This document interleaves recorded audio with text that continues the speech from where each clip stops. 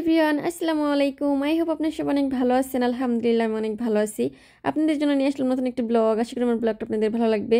আর ব্লগের শুরুতেই হচ্ছে এই জায়গায় দুইটা আড়াইটা হচ্ছে দেশি মুরগি।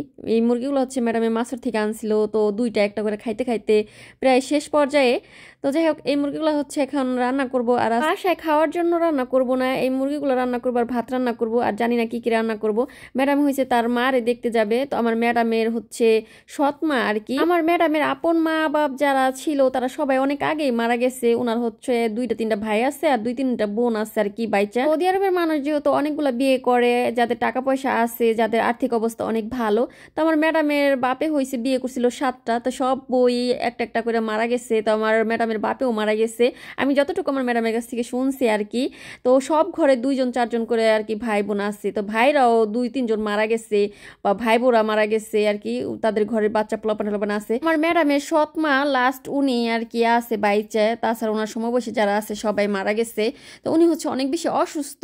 আর আমার ম্যাডামও যেহেতু একটু অসুস্থ, আমার ম্যাডামের অনেক বেশি বয়স হয়ে গেছে, বেশি একটা হাঁটাচলা করতে পারে না। তারপর আর কি মাঝে মাঝে যায় আমার ম্যাডামে তার সৎ মায়ের দেখার জন্য। এমনি মাঝে মাঝে টাকা পয়সা দেয়, ভালো মন্দ রান্না বান্না করে দিয়ে আসে। তো যাই হোক, অনেকদিন হসপিটালে ছিল আমার ম্যাডামের ছোট আম্মু আর কি। ওনার সৎ মা বলেন বা ছোট আম্মু বলেন, যেটাই বলেন, সে হচ্ছে হসপিটালে ভর্তি ছিল। তাই আজকে বাসায় আনছে, এর জন্য ম্যাডামই হচ্ছে বলতেছিল ফ্রিজ থেকে 2টা দেশি মুরগি বের করে রান্না কর। তো আমি হচ্ছে সেই মতো 2টা দেশি মুরগি বের করলাম, কাইটা কুইটা পরিষ্কার টরিষ্কার করে ধুয়ে হচ্ছে এখন রান্না বসাই দিলাম। আর সৌদি আরবে তো এরকম ভাবে রান্না করে, জানি না কার বাসায় কিভাবে রান্না করতে হবে। আমার ম্যাডাম এরকম ভাবে আর কি মুরগি সেদ্ধ পছন্দ করে। তবে এই মুরগিটা কষায় টমেটো টমেটো দিয়েও কিন্তু রান্না করা যায়। তবে সব বাসায় একরকম ভাবে যেহেতু খায় না, এক একজনের বাসায় এক এক রকম ভাবে রান্না করে। আর সবাই তেল ঝালও বেশ একটা মশলা পছন্দ করে না। তো এই যে দেখুন, আমি হচ্ছে সবসময় যেরকম ভাবে মুরগি সেদ্ধ করি ওইরকম ভাবে এখন মুরগিটা বসাই দিলাম।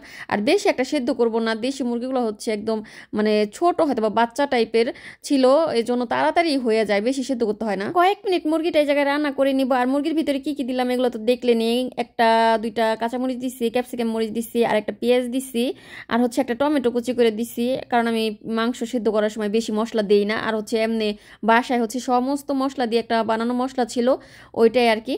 তো যাই হোক, এই জায়গায় হচ্ছে আলা চাল ধুয়ে নিতেছিলাম, কারণ আলা চালের ভাত রান্না করব বা আতপ চাল বলেন, যেটাই বলেন। আমাদের বাসায় হচ্ছে ম্যাডাম সবসময় 2 ধরনের চাল আনে, একটা হচ্ছে আলা চাল আর একটা হচ্ছে ভাতের চাল। তাই ভাতের চাল আনে শুধুমাত্র আমার জন্য অল্প করে, কারণ আমি হয়েছে আলা চালের ভাত খাইতে পারি না। আর আমার ম্যাডাম হয়েছে কখনোই আমি যেই ভাতের চালটা খাই ওইটাও খাইতে পারে না, উনি হচ্ছে আলা চালের ভাত বেশি পছন্দ করে।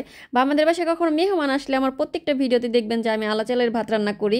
আবার সৌদিদের বাসায় কিন্তু অনেক বাসায় হচ্ছে আলা চালের ভাত পছন্দ করে না বা খাইতে পারে না। তো যাই হোক, আমাদের বাসায় হচ্ছে আমার ম্যাডামে পছন্দ করে।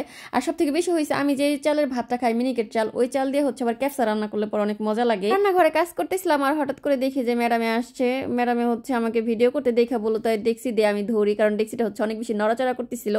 তো মুরগিটা যে সেদ্ধ করছি ওইটা উঠায় রাখলাম তেলে ভাজার জন্য। তারপরে যে ঝোলটা ছিল ওই ঝোলটার ভিতরে হয়েছে ধুয়ে রাখা চালগুলো দিয়ে দিলাম ভাত রান্না করার জন্য। এই যে দেখুন, আলা চালের ভাতটা একটু চলাচলা হইলে পরে ভালো লাগে, আর একটু পানি বেশি হইলে যদি চালটা গইলা যায়, ভাতটা একদম আঠা আঠা হয়ে যায়, তখন কিন্তু ভালো লাগে না।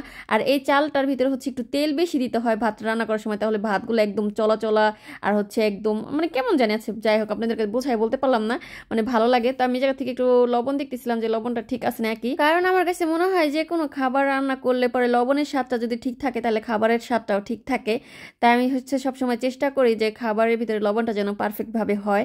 তাই যে দেখুন, পানি শুকায় গেছে, এখন একটু নাড়াচাড়া দিয়ে একদম জালটা কমায় পরে ভাতটা হয়েছে ঢাকনা দিয়ে ঢাইকা রেখে দিব। আর দেখি কি কি রান্না করা যায়। আজকে হয়তো বা তরকারি রান্না করবো না, কারণ ম্যাডামে তরকারি রান্না করতে কিছু বলে নাই। সালাদ বানাইতে বলছিল, ওইটা বানাই ফ্রিজে রাখছি, এমনি নর্মাল একটা সালাদ। আর আজকে কিন্তু আমার ম্যাডামে একা যাবে না, তার মাকে দেখার জন্য নিচে তলায় আমার ম্যাডামের বোনও যাবে একসাথে। তাই আমি হচ্ছে ভাত আর মুরগি রান্না করতেছি, সালাদ বানাইছি, আর হচ্ছে মিশরের থেকে একটা রুটি আনছিল, আমাদের বাংলাদেশে যে চাপড়ির মতো করে বলে মানে বানায়, তো ওগুলা ছিঁড়া ছিঁড়া হচ্ছে একটা ফেত্তা বানায় দিব, এগুলো দিবা আমি। আর হচ্ছে নিচে তলার যে বাঙালি কাজের লোক আছে পিয়ারান্টি, উনি হচ্ছে আবার রান্না করতেছে স্যুপ ভেড়ির মাংস দিয়ে। তো 2 বোন আর কি 2 রকম 3 রকমের খাবার নিয়ে পর হচ্ছে ওনার মারে দেখতে যাবে। তাদের সাথে গল্প করতে করতে হচ্ছে আমার রান্না প্রায় শেষ পর্যায়ে। যে দেখুন, ভাতটা হয়ে গেছে আর মুরগিগুলো হচ্ছে আগে উঠায় পরে ওভেনের ভিতরে রাখছিলাম, তো মুরগিগুলো ভেজে নিতেছি। আর এই জায়গায় হচ্ছে লেবুর আচার ছিল, করে একটু লেবুর আচারও দিলাম একটা বইমের ভিতরে, শুধু আচারই দিছি আর ঝোলটা ফালাই দিছি। আর এই আচার দিয়ে কিন্তু এরকম আলা চালের ভাত মুরগি ভাজা দিয়ে খাইতে কিন্তু অনেক বেশি টেস্ট লাগে। মানে আমি কি সব সময় খাই না, যদি কখনো অনেক বেশি ক্ষুধা লাগে, রান্না করা নাই বা হচ্ছে রান্না করতে লেট হবে, তখন আর কি মাঝে মাঝে খাই। তো আমার কাছে দেখি যে ভালোই লাগে, একদম খারাপ না। আর ওই আচারগুলো কিন্তু বাসায় বানানো যায়, এর আগে একবার আমি বানাইছিলাম পরে। আর এই আচারগুলো আমি বানাই নাই, এই আচারগুলো হচ্ছে আমার ম্যাডামের একটা ফ্রেন্ড আমার ম্যাডামকে হাদিয়া হিসেবে দিছে। আর অনেকগুলো আচার দিছিল, অনেক দিন ধরে আর কি খাইতেছে, বাসায় মেহমান আসলে তাদেরকে দেই, ম্যাডামে খায়, রুটি দিয়ে খায়, মানে যে কোনো ভাবে খায়। তো এখনো আরো অনেকগুলো আছে, ইনশাআল্লাহ নেক্সট টাইমে যদি কখনো লেবুর আচার বানাই তাহলে আপনাদের সাথে শেয়ার করব রেসিপিটা, যে সৌদি আরবে হচ্ছে কিভাবে লেবুর আচার বানায়, একদম আনাম লেবু সিদ্ধ কইরা তারপরে। আর এই লেবুর ভিতরে কিন্তু চিনি মিনি কিচ্ছু দেয় না, একটু কোনো ঝালও না, শুধু রসুন কালো জিরা টালো জিরা দিয়ে আর কি বাগার টাগার দিছে, আগে সিদ্ধ করে রাখছিল। তো আপনাদের সাথে ইনশাআল্লাহ যদি কখনো বানাই তাহলে নেক্সট টাইম রেসিপি শেয়ার করব। এই যে দেখুন, এই চাপড়িগুলা হচ্ছে বড় বড় চাপড়িগুলা মিশরের থেকে আমার ম্যাডামে আনছিল। তো এগুলো দিয়ে হচ্ছে ফেত্তা বানাবো। তো আমি হচ্ছে ভালো মতো দেখানোর সময় পাই নাই, তার কারণ হচ্ছে আমার ম্যাডামের যেহেতু কোনো গাড়ি নাই, ম্যাডামে যাবে হচ্ছে তার বোনের সাথে ভাইগনের গাড়িতে। আর ভাইগনা হয়তো বা তাদেরকে নামাই দিয়ে আবার ওই যে ডিউটিতে যাবে, চাকরি আছে, তো তাড়াতাড়ি করতেছিল। তা আমার ম্যাডামে আবার এই জায়গাতে বলতেছিল সন্না ইয়া আল্লাহ তাড়াতাড়ি করে, অনেক বেশি দেরি হয়ে গেছে। তো এই মুহূর্তে দেখি হচ্ছে পেয়ারা আন্টি আসছে, পেয়ারা আন্টি আবার এই যে স্যুপ রান্না করছে। তো পেয়ারা আন্টির একটা হটপট বাটি হচ্ছে আমাদের বাসায় ছিল, ওইটা নেওয়ার জন্য আসছিল আর কি। পরে হচ্ছে আমি এই ভাতগুলো ওই বড় একটা ডেক্সিতে, মানে ভালো একটা ডেক্সিতে আর কি বাইরে দিতে চাইছিলাম, উপরে মুরগি টুরগি দিয়ে। পরে ম্যাডামে বললো যে এই পাতিলের ভিতরে দিয়ে, আমি পাতিলে সুন্দর করে আবার নিয়ে আস মনে, ওই পাতিলে আর তলানো লাগবে না। তো যাই হোক, যে দেখুন এই পাতিলে ভাত রান্না করছি, ওই পাতিলের উপরে ভাজা মুরগিগুলো দিলাম। আর এই মশলাটা একটু নোনতা নোনতা খাইতে অনেক ভালো লাগে ভাজা মুরগির উপরে দিলে।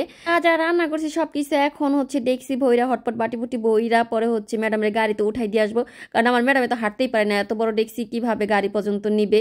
আর বাসায় কাজের লোক থাকলে পরে এই যে সুবিধা, কাজের লোকেরা সবসময় ম্যাডামদেরকে গাড়িতে উঠাই দিয়ে আসে আবার নিয়ে আসে। তো এখন হচ্ছে ম্যাডামের বোনের বাসায় আর কি দিয়ে আসবো গাড়িতে উঠায়। তো আজকের ব্লগটা এ পর্যন্তই, দেখা হবে নেক্সট ব্লগে, সেই পর্যন্ত ভালো থাকবেন, সুস্থ থাকবেন। Thank you for watching video. আর আপনি সবাই আমাকে সাপোর্ট করবেন। আল্লাহ হাফেজ।